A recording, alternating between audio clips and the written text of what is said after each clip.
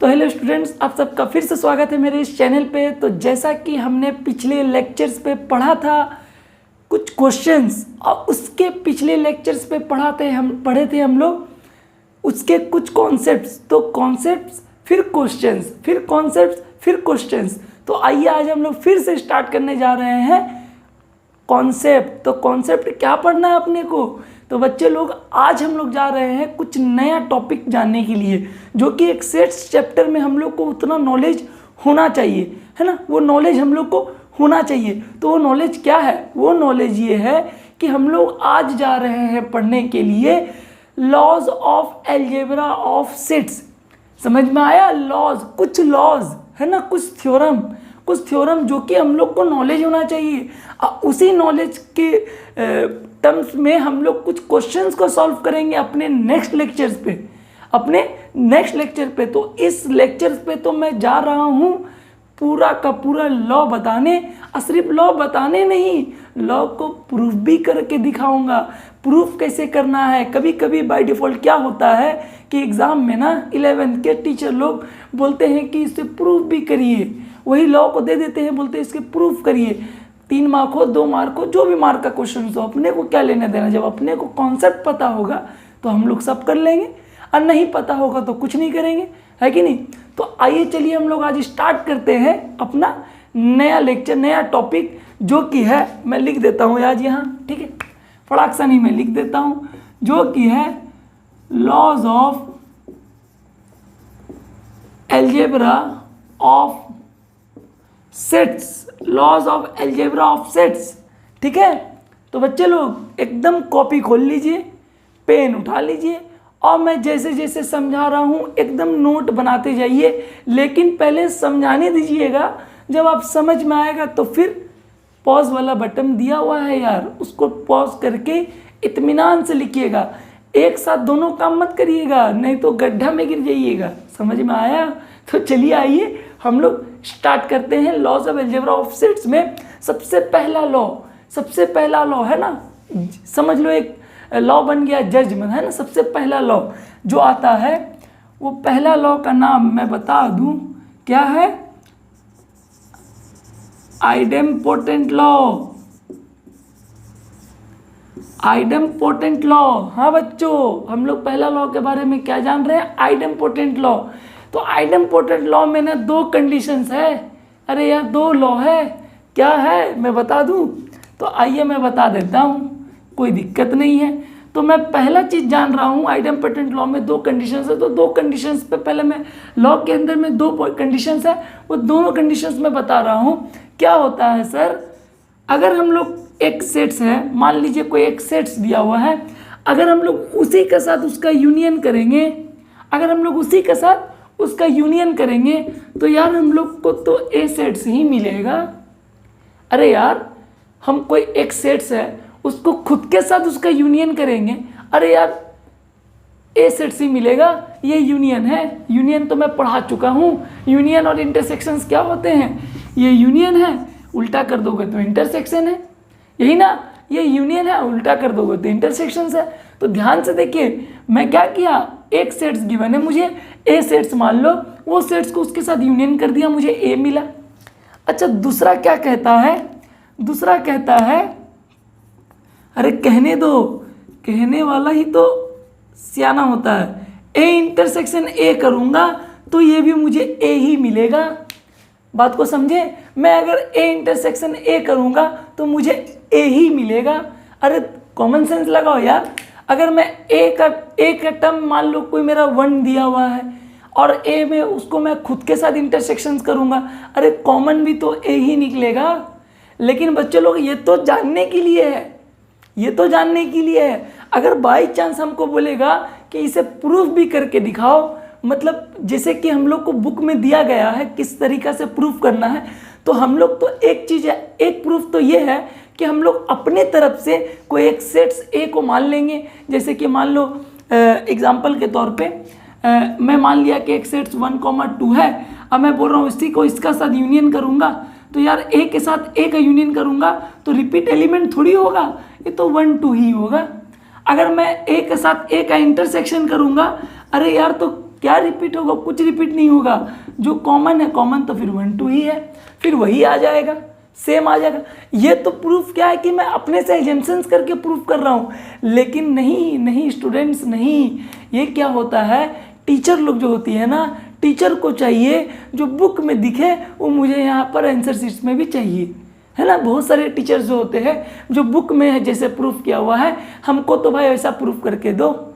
हम एजम्पशंस नहीं मांगता अपने को वैसा प्रूफ मांगता है, तो हम भी आपको वैसा प्रूफ देंगे। क्या दिक्कत है कि नहीं? बुक किस लिए है, आइए हम लोग जानते हैं उसको करना कैसे है। तो कॉमन सेंस वाली बात है इसको प्रूफ करने की, बस आप लोगों को कुछ टेक्निक बताऊंगा। अरे उसे आप समझ लीजिए या फिर मान लीजिए, ऐसा ही होता है, क्योंकि मैथ हमने ही निकाले हैं। मैथ जो निकाला है उसे पकड़ो आप लोग। मेरा काम है जैसा है वैसा मैं बता देता हूँ, ठीक है। नहीं, ऐसा कोई बात नहीं है, जो मैथ निकाले वो तो धन्य है, लेकिन हम लोग जो पढ़ रहे हैं ना, तो हम लोग भी कुछ कम नहीं है, क्योंकि मैं भी ऐसे ही पढ़ा, मैं आपको सिखा रहा हूँ। एकदम रेडी रहिए आप लोग। आइए हम लोग स्टार्ट करते हैं, प्रूफ कैसे करना है। तो इसे हम लोग रब कर देते हैं, ठीक है। तो आइए हम लोग इसे रब कर देते हैं। ये प्रूफ तो चलेगा नहीं बाबू, ये प्रूफ नहीं चलेगा बच्चों। प्रूफ क्या चलेगा? प्रूफ तो चलेगा, मैं प्रूफ ऐसे करता हूँ। मैं इसे जब तक के लिए मिटा रहा हूँ, सेकेंड वाला मैं मिटा रहा हूँ, ठीक है। मैं जब तक के लिए इसे मिटाता हूँ, ठीक है, और आपको मैं प्रूफ बताता हूँ करना कैसे है। देखो मैं बता रहा हूँ, करना कुछ नहीं है, करना तो बस इतना दिमाग लगाना है। सबसे पहले मुझे लिखना है यहाँ पर let x be an arbitrary elements of A union A. बस हम लोग को इतना लिखना है बच्चों, let x be an arbitrary elements of A union A. इसका माने क्या है मैं बताऊं? अरे इसका माने कुछ नहीं, इसका माने तो बस यही है क्या कि x जो है वो बिलोंग कर रहा है ए यूनियन ए को। अरे यार x जो बिलोंग कर रहा है वो किसे कर रहा है? ए यूनियन ए। मतलब ए यूनियन ए क्या है? उसके अंदर में कोई x कोई एलिमेंट्स क्या है उसको बिलोंग कर रहे हैं। अरे यार उसके अंदर में है, उसको मैं x मान लिया, आर्बिट्रेरी एलिमेंट्स कोई भी एक एलिमेंट्स में मान लिया ए यूनियन ए में है। अरे क्यों माना? अरे कुछ प्रूफ करना है यार, ऐसी नहीं मान लिए हम लोग, कुछ प्रूफ करने के लिए माने, है कि नहीं। तो आइए क्या करें, बता देता हूँ, मैं रेड पेन से ही बता देता हूँ। तो अगर ये ए बिलोंग्स ए यूनियन ए है, तो मैं बता दूँ यूनियन को हम लोग क्या बोलते हैं, और इंटरसेक्शंस को हम लोग क्या बोलते हैं, एंड। याद आया बच्चे लोग? तो आइए हम लोग जानते हैं, x belongs to A union A, इसका माने x ए को भी बिलोंग करेगा। अच्छा x इसको भी जाएगा, तो मैं इसे क्या ऐसे लिख सकता हूँ, x बिलोंग्स टू ए, बीच में क्या है यूनियन। यूनियन को क्या मैं और लिख दूँ? अरे क्या मैं यूनियन को और लिख दूँ? और लिखने के बाद फिर x किसको बिलोंग करेगा? अरे x ए को बिलोंग करेगा। अरे x ए को बिलोंग करेगा। बात को समझ में आया? अरे बहुत क्लियर है। ए यूनियन ए, x ए को बिलोंग कर रहा है और x ए को बिलोंग कर रहा है। अच्छा मेरे को एक बात बताइए, x ए को बिलोंग कर रहा है और x ए को बिलोंग कर रहा है। अरे बात तो एक ही है, अरे बात तो एक ही है। मैं इसे एक बार लिखूं या ये दो बार, दोनों में से एक बार लिखूं या दोनों बार बोल दूं, बात तो एक ही पड़ रहा है। तो मैं यहाँ पर अगर ऐसे लिख दूं कि x बिलोंग्स टू ए, अगर x बिलोंग्स टू ए है तो बस सिंपल सा बात है यार, ये ए सेट्स मेरा निकल के आ जाएगा। सिंपल सा यार बात है, जो ए यूनियन ए है वो मेरा क्या निकल के आ रहा है, बात को समझिए। x अगर इसको बिलोंग कर रहा है तो बच्चों x इसको भी बिलोंग करेगा। जो x एलिमेंट इसको बिलोंग कर रहा है, मैं प्रूफ करके बताया कि x ए को भी बिलोंग करेगा। कुछ नहीं है इसमें, कुछ नहीं है। x ए को गया, x ए को गया, दो बार ए मैं क्यों बोलूँ? अरे भाई मेरा पास टाइम नहीं है, मैं एक बार बोलूँगा। मैं दोनों में से एक बार लिख दिया। जब x ए को बिलोंग कर रहा है तो ए यूनियन ए क्या होगा? अगर अच्छा एक चीज़ और, मैं एक इंपॉर्टेंट चीज़ बताना चाहता हूँ। कभी भी हम लोग कोई जो दो चीज़ को हम लोग इक्वल बोलते हैं ना, तो अपने को प्रूफ करना होता है दो चीज़। क्या होता है? अगर मान लो कि अगर मुझे मान लो a is equal to B proof करना है, a is equal to B proof करना है सेट्स में, तो हमको a को b का सबसेट बताना होगा। तो सिर्फ ऐसे नहीं होगा, हमको b को a का भी सबसेट बताना होता है। खाली a को b का सबसेट बता देने से नहीं होगा। अगर ये में दोनों एक दूसरे का सबसेट्स अगर प्रूफ कर ले तो ध्यान रखना हमेशा वो क्या हो जाता है, ए इक्वल टू बी। अगर दो सेट्स आपस में ही सबसेट्स है, एक उसके सबसेट प्रूफ में कर दिया और वो उसका सबसेट्स है, अगर दोनों में प्रूफ कर दिया तो वो दोनों सेट्स इक्वल है। बात को समझ में आया? ये पॉइंट्स को दिमाग में रख लीजिए, क्योंकि इसके बाद हम लोग जितना लॉ पढ़ेंगे और हर एक जो प्रूफ करेंगे वो हर एक में आएगा, वो हर एक में ये रूल लगेगा। क्यों? क्योंकि हम लोग अदर वे राउंड लेके चलेंगे। ए खाली बी का सबसेट नहीं होना चाहिए, बी ए का भी हो, ये दोनों प्रूफ होगा तो हम लोग इसे क्या बोलेंगे? ए इक्वल टू बी बोलेंगे। समझ में आया? तो चलिए, ये रहा आपका आइडेम्पोटेंट लॉ। अच्छा, रहा नहीं, एक चीज रह गया। क्या रह गया? आप बोलोगे सर ये तो ए इंटरसेक्शन भी था। अरे कुछ नहीं करना है, इसको खाली इंटरसेक्शन कर दो। अरे यार इसको खाली इंटरसेक्शन कर दो। अरे और को हटा के यहाँ पर एंड कर दो। समझ में आया? बस आपका, अच्छा यहाँ इंटरसेक्शन कर दो, ये ए कर दो। अरे बात एक ही है, बात एक ही है, x belongs to A and x belongs to A. अरे मैं दोनों बार क्यों बोलूँ? मैं बोला ना, मैं एक बार भी बोलूँ तो एक ही बात है। एक बार x ए को बिलोंग कर, x ए को बिलोंग कर, अरे x ही है ना, एक एलिमेंट ए को बिलोंग कर रहा, मैं एक बार बोलूँगा। अरे दो बार क्या चार डालना है क्या? अरे लो, ए इंटरसेक्शन है is equal to A.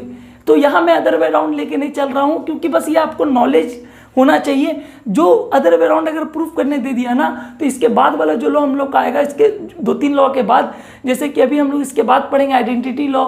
Identity law के बाद में आएगा एसोसिएटिव लॉ। तो एसोसिएटिव में, डिस्ट्रीब्यूटिव में, कम्यूटेटिव में, ये सब में मैं बताऊंगा अदर वे राउंड कैसे प्रूफ करना है। बस आप लोग देखते चले जाइए और कॉमन सेंस रखे चले जाइए कैसे हम लोग प्रूफ करते हैं। और वो हालांकि प्रूफ हर एग्जाम में नहीं आता, किसी के एग्जाम में आता है, किसी का नहीं, लेकिन अपने को ये तो मालूम होना चाहिए कि ये कैसे आया, ये कैसे आया। ये तो ऐसे कॉमन सेंस से पता चल रहा है। दोनों का इंटरसेक्शन करेंगे तो ए ही आएगा। एक सेट्स को खुद से इंटरसेक्शन करोगे तो वही ना आएगा यार, थोड़ी कुछ चेंज हो जाएगा। तो चलिए इसे मैं रब करता हूँ, ठीक है?